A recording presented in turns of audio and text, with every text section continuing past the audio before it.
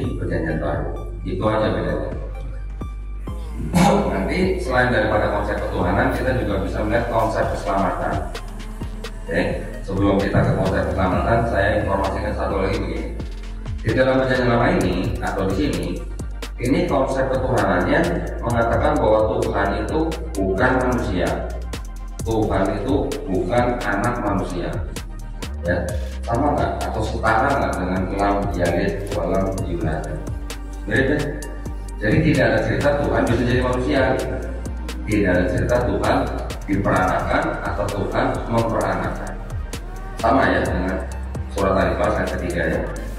Tetapi ketika masuk ke dalam Perjanjian Baru, Tuhan yang tidak bisa jadi anak manusia itu, Tuhan yang bukan manusia itu tiba-tiba bisa jadi Yesus. Nah itu baru timbul permasalahan gitu ya. Ketika di sini bilang Tuhan bukan manusia, Tuhan bukan anak manusia, ada lagi Tuhan tidak bisa berubah. Ada lagi nanti ayatnya bahwa langit yang meliputi segala langit tidak akan bisa memuat engkau, tidak bisa memuat Tuhan. Kita juga mengenal Allah Akbar ya. Tidak ada yang bisa memuat Allah dengan karena maha besar. Kita tidak bisa melayangkan besarnya seperti apa ya. Kita mungkin pernah mendengar hadis yang mengatakan bahwa bumi dibandingkan dengan langit pertama seperti cincin dibuang pada pasir, begitu seluruhnya langit pertama ke bumi dibandingkan dengan langit kedua, dan seterusnya sampai langit ketujuh sampai Sidratul Muntaha. Ya. Semua itu kita tidak bisa membayangkan bagaimana besarnya Allah SWT.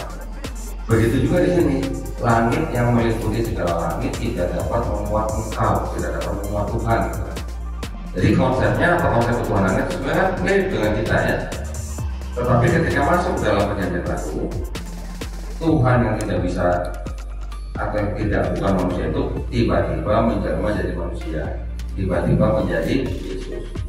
Dari mana konsep seperti itu?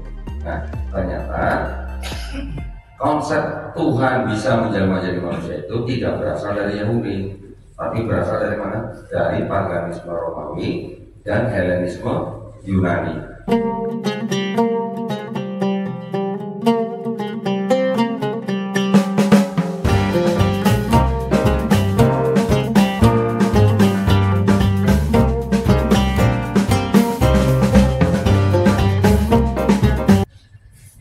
Oke, nah karena waktunya sempit, jadi saya langsung to the point aja lah ya. Saya nggak usah banyak cerita pengalaman saya.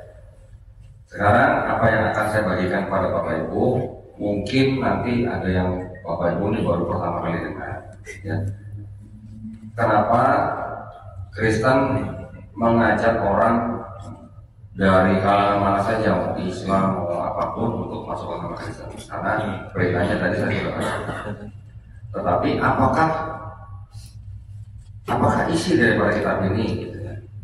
Saya ingin membagikan informasi ini kepada Bapak Ibu supaya Bapak Ibu tahu bahwa kitabnya orang Kristen yang disebut dengan Alkitab ini ada dua bagian yang disebut dengan Perjanjian Lama dan Perjanjian Baru. Oke, mungkin Bapak Ibu pernah dengar ya. Tetapi apakah Perjanjian Lama ini milik orang Kristen? Harusnya bukan. Nah, sudah dapat bocoran di hidup saya.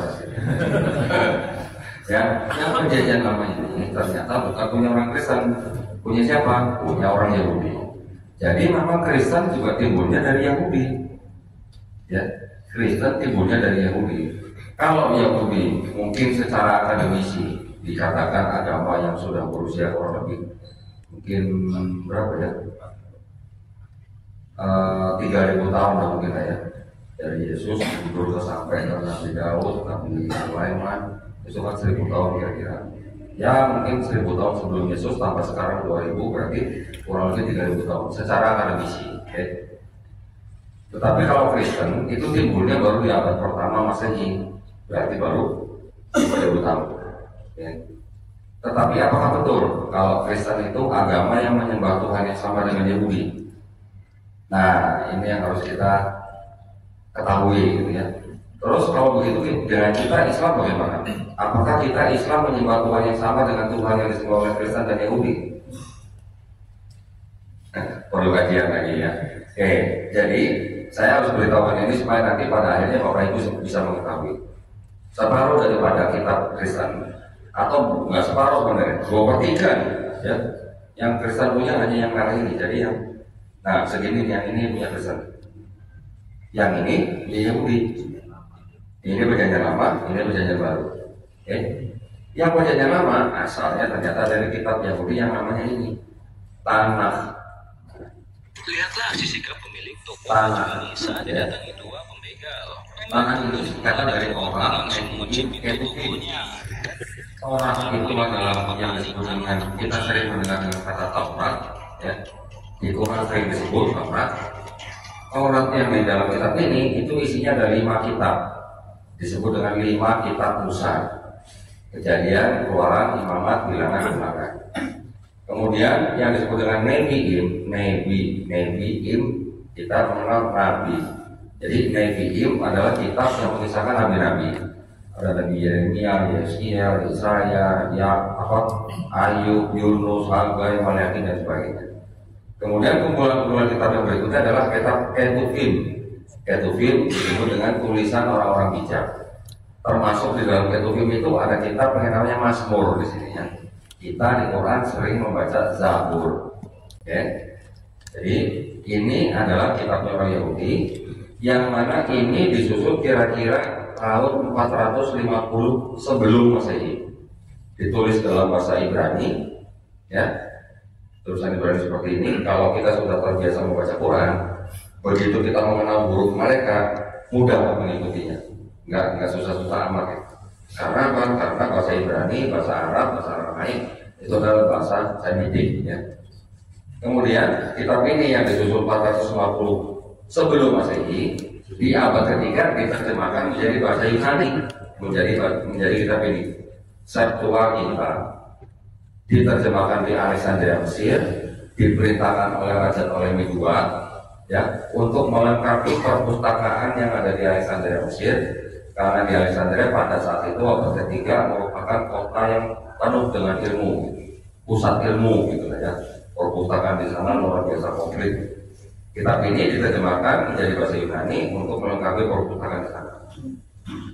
Kitab ini beredar terus sampai yang disebut dengan Yesus lahir, sampai Yesus gak ada, bahkan sampai abad kedua, abad ketiga, abad keempat baru difinalisasi menjadi perjanjian lama. Nah, ini kitab-kitabnya orang Kristen yang disebut dengan perjanjian baru ditulis kira-kira pertengahan abad pertama sampai abad kedua, kurang lebih ada 27 buku. Ini yang dijadikan dengan kitabnya yang sudah menjadi bahasa Yunani ini di abad keempat.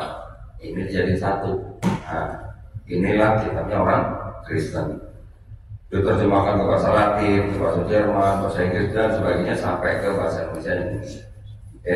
Jadi di dalam sini ada perjanjian lama, ada perjanjian baru. Oke. Nah sekarang kalau orang Yahudi, mereka bilang di kitab ini di belakangnya itu nggak ada tulisan to be continued gitu, nggak ada. Ya, tidak ada tulisan bersambung gitu, nggak ada. Menurut orang Yahudi. Tetapi oleh orang Kristen ditambahkan dengan kitab mereka sehingga ini menjadi kitabnya orang Kristen. Bedanya apa sih ini dengan ini? Ini bahasa Ibrani, ini bahasa Yunani, betul. Tetapi apalagi perbedaannya? Masa cuma diterjemahkan terus menjadi masalah?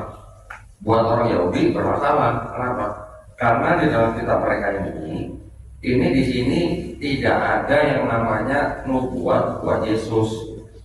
Tetapi ketika diterjemahkan menjadi bahasa Yunani, terjemahan bahasa Yunaninya diresensi oleh bapak-bapak gereja di abad kedua, ketiga, keempat oleh bapak-bapak gereja yang namanya Origen, Lucian, Decius yang terakhir resensi, sehingga kitab ini seolah-olah berbicara mengenai Yesus di perjanjian baru. Makanya orang Kristen berani bilang bahwa Yesus yang ada di perjanjian baru ini sudah dinubuatkan di sini. Tetapi kalau tanya orang Yahudi, emang benar ada nubuat buat Yesus ini? Nggak ada, nol, nihil gitu. Itu yang menjadi perbedaan. Jadi orang kekristenan memang timbul dari Yahudi, tetapi dengan sudut pandang atau perspektif yang berbeda. Ya, dari kitab ini mereka merubah perspektifnya menjadi ini yang menjadikan Kristen. Nah, Tetapi pada dasarnya, baik yang di sini maupun yang di sini, ini semuanya sebenarnya sama-sama tauhid, ya, sama-sama mengesahkan Tuhan yang Maha Esa. Mereka mengenal ada 7 nama Tuhan di kitab ini. Pertama El, kedua Eloh, ketiga Eloah, keempat Elohim, kelima El Shaddai, keenam cuma 4 huruf Yod, Vav, ketujuh Zebaot. Nah, dari 7 nama ini buat orang Yahudi, yang paling kudus adalah yang nomor 6 nih, yang Yod, Vav, ada 4 huruf aja.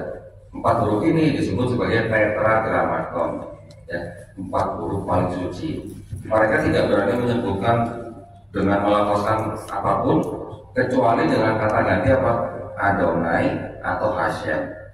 Adonai itu artinya Tuhan, Hashem itu artinya nama itu.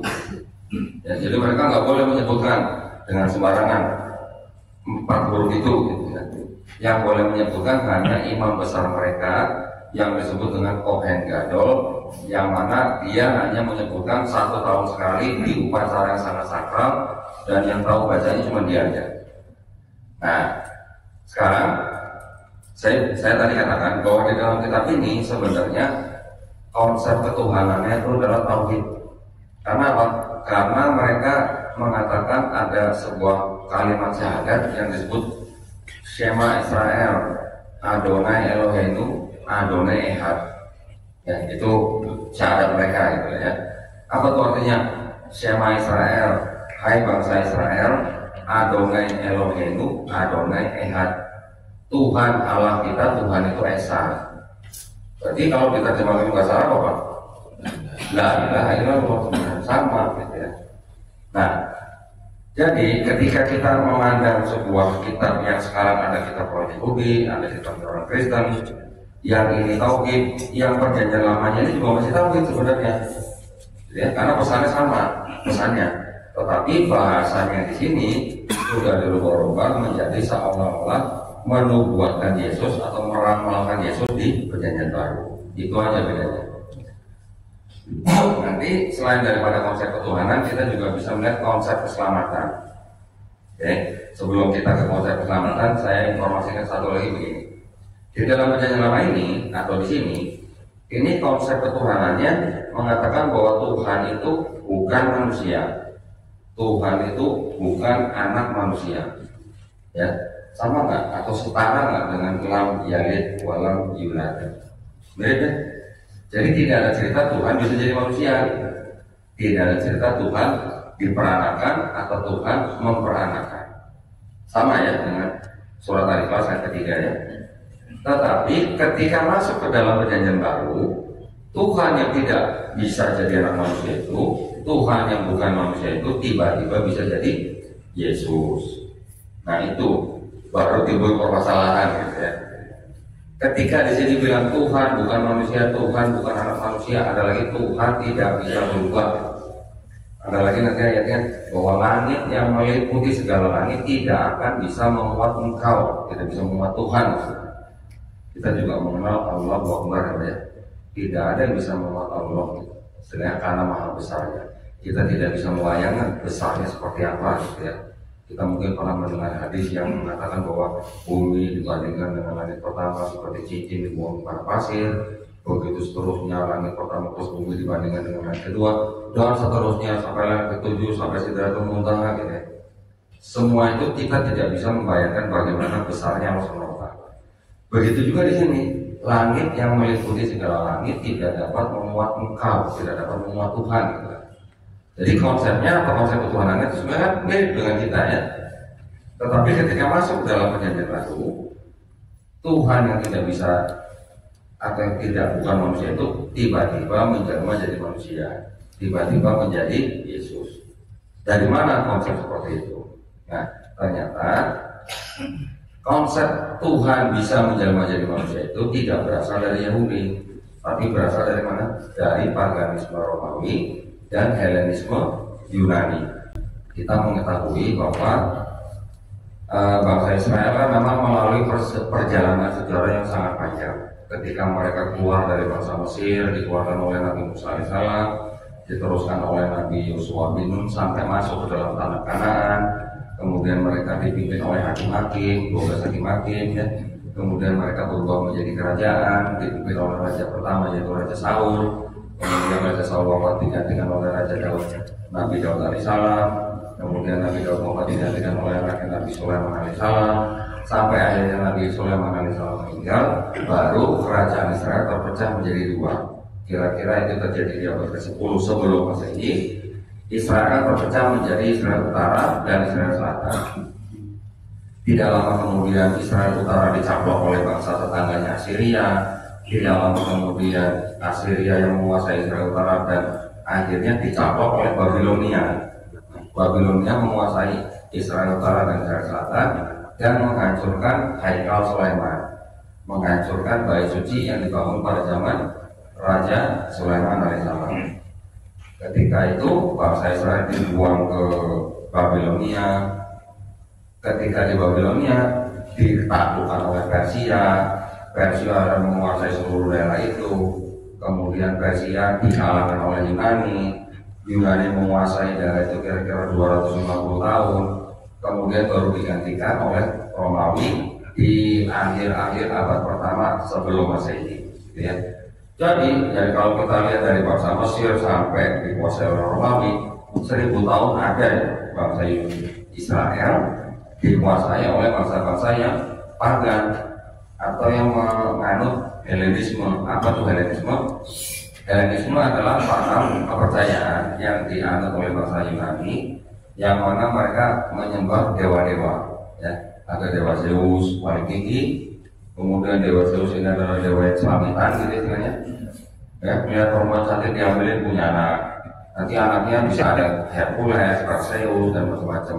Melihat dewi cantik diambilin punya anak Helen gitu. Jadi sistem kepercayaan itu disebut dengan Helenisme. Nanti kalau di Yunani ada dewa Zeus dan anaknya itu Hercules atau Hermes. Di Romawi ada dewa disebut dewa Jupiter, punya anak Merkuri dan sebagainya. Jadi bangsa-bangsa ini memang sudah bangsa-bangsa yang sudah biasa menyembah dewa-dewa. Kepercayaan ini yang masuk ke dalam Kristen. Jadi di Kristen itu dikatakan bahwa ada Tuhan yang paling tinggi disebut dengan Bapa, mempunyai anak dari seorang perawan yaitu Maria, anaknya Yesus. Kalau Hercules disebut setengah manusia setengah dewa, Yesus disebut sepenuhnya manusia sepenuhnya Tuhan. Konsepnya mirip memang. Konsepnya, detailnya mungkin jauh lebih bagus ini detailnya. Tapi konsepnya ada kemiripan ya. Ada dewa atau Tuhan yang paling tinggi, punya anak dari manusia, anaknya setengah manusia setengah dewa. Ya miripnya. Walaupun kita di Islam juga beriman Nabi Isa alaihissalam dilahirkan dari seorang perawan suci, ya dari Maryam, tetapi kita tidak pernah menganggap Nabi Isa alaihissalam itu sebagai Tuhan, menganggap sebagai anak Allah saja tidak pernah, apalagi menganggap sebagai Allah. Ya, di Quran pernah nggak Pak kita membaca Allah digambarkan sebagai Bapa? Tidak ada, ya kan? Pernah nggak di Quran kita baca nabi-nabi atau Nabi Isa alaihissalam disebut sebagai anak Allah? Tidak pernah. Yang menyebut Isa putra Allah adalah orang-orang kaum Nasrani. Nah, mereka mengikuti dari mana? Mereka mengikuti perkataan orang-orang kafir sebelumnya di surat Al-Baqarah ayat ke-30. Ya? Karena mereka mengikuti orang-orang kafir sebelumnya, itulah yang menjadikan mereka menyebut atau menganggap Nabi Isa alaihissalam sebagai putra Allah. Ya, nah siapa orang-orang kafir sebelumnya? Yaitu tadi ada Roma, ada Yunani, ada Babilonia, ada Persia, ada yang Mesir. Semua itu bangsa-bangsa kan yang menyembah Tuhan-Tuhan atau dewa-dewa. Kalau Tuhan bahasa Inggrisnya apa sih Pak? God ya. Kalau dewa? God juga kan Pak. Jadi Tuhan garis miring dewa sama dalam bahasa Inggris God gitu. Jadi kalau mereka menyembah Tuhan atau dewa ya pemahamannya sama gitu ya. Sesuatu being yang lebih supreme gitu. Nah, jadi karena pengaruh itulah Kristen bisa dikatakan mengadopsi paganisme Romawi dan Helenisme Yunani. Kira-kira saya ngomong gini, saya berani ngomong gini ada dasarnya nih. Jangan-jangan kan saya asumsi lah gitu kan. Ternyata ada yang belain saya Pak. Ini namanya New American Bible. Bible-nya orang Katolik Amerika. Ya. Di sini ada sebuah ayat yang ternyata menurut penyusunnya sendiri ini memang adopsi daripada filosofi Hellenisme. Nah, ini. Yang membuktikan silakan kalau Ustaz mau lihat. Di sini namanya John 1:1 atau Yohanes 1:1.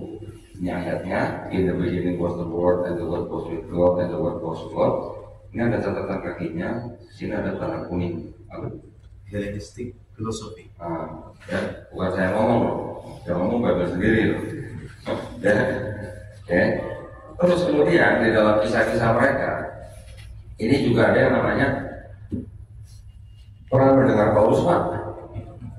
Pernah dengar Paulus ya? Nah, Paulus inilah yang sebenarnya orang dan kelompok yang pertama kali disebut dengan Kristen. Jadi sebenarnya pendiri Kristen ya Paulus. Nah, Paulus orang mana? Paulus ini sebenarnya juga Blasteran. Bapaknya orang Yahudi, ibunya orang Yunani. Dan awalnya dia adalah seorang warga Romawi yang kerjanya mengejar-ngejar pengikutnya Yesus untuk dibunuh, dipenjara, disiksa. Namun ketika Yesus sudah nggak ada, ketika dia sedang mengejar pengikut Yesus di sebuah kota Damsyik, di tengah perjalanan dia mengaku melihat cahaya dan mendengar suara. Akhirnya setelah itu dia mengaku bertobat, terus mengaku dirinya atau mengangkat dirinya sebagai rasul kayak bukan rasul ya. Kalau di dalam kitab ini ada sebutan rasul, itu artinya beda dengan di Islam kita mengenal rasul, beda artinya. Rasul di sini artinya pengikut Yesus. Tapi kalau kita di Islam, kita mengenal kata rasul artinya apa? Nabi yang diberikan risalah, ya. Nah, setelah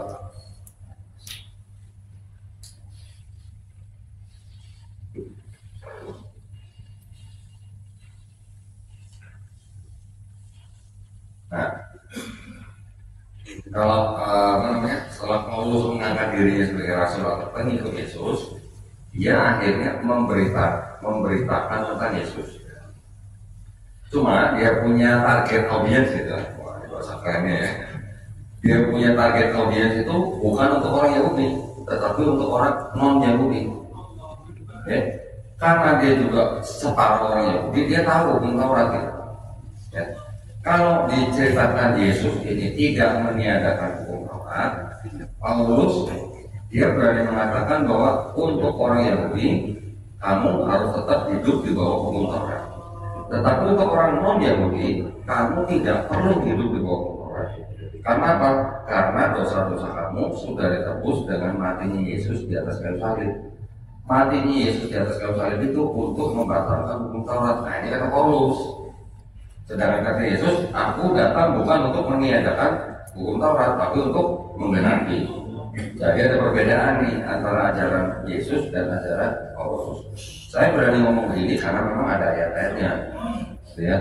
Nah, Yesus mengajarkan Taurat.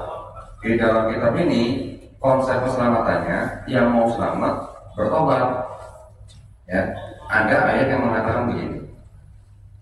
Bertobat lebih baik daripada mempersembahkan hewan kurban. Basuhlah, jauhkanlah perbuatan-perbuatan jahatmu dari depan mataku, kata Tuhan. Berhentilah berbuat jahat, belajarlah berbuat baik, kendalikan orang kejam, belalah hak anak-anak yatim, perjuangkanlah perkara janda-janda. Baiklah, marilah kita berperkara firman Tuhan. Jikalau dosamu merah seperti kirmisi, akan menjadi putih seperti salju. Jika dosamu merah seperti kain kesurupan, akan putih seperti bulu domba. Artinya ada konsep orang yang bertobat, dosa yang semerah apapun bisa menjadi putih. Artinya dosa yang diampuni gitu.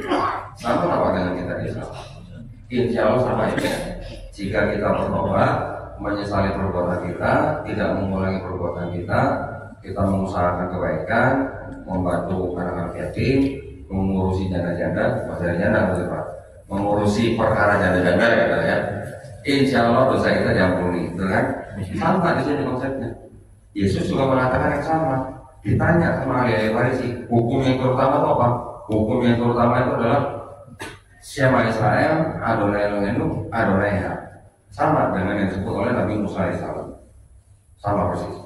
Terus kemudian Yesus juga mengatakan kepada orang-orang Israel pada saat itu, bertobatlah dan menjadi seperti anak kecil. Anak kecil gimana Pak sifatnya? Anak kecil kan nggak dosa ya, nggak punya dosa ya. Kita tahu kalau anak kecil lahir belum akil balik meninggal khusus tempatnya Pak ya, nggak seperti orang yang dihisap semuanya ya. Jadi kalau Yesus bilang, jika kamu tidak bertobat dan menjadi seperti anak kecil ini, kamu tidak akan masuk kerajaan. Tetapi ketika Paulus memberitakan tentang Yesus dan konsep keselamatannya untuk orang non-Yahudi, Paulus membuat konsep yang namanya dosa waris. Jadi apa itu dosa waris? Dosa yang dibuat oleh Adam dan Hawa yang diwariskan kepada setiap manusia yang lahir. Jadi setiap manusia yang lahir sudah bawa dosa waris gitu. Adik saya dulu perempuan lahir 3 hari meninggal. Kalau bawa dosa waris masuk mana tuh ya? Masuk surga, masuk neraka tuh ya? Nggak berani bilang ya.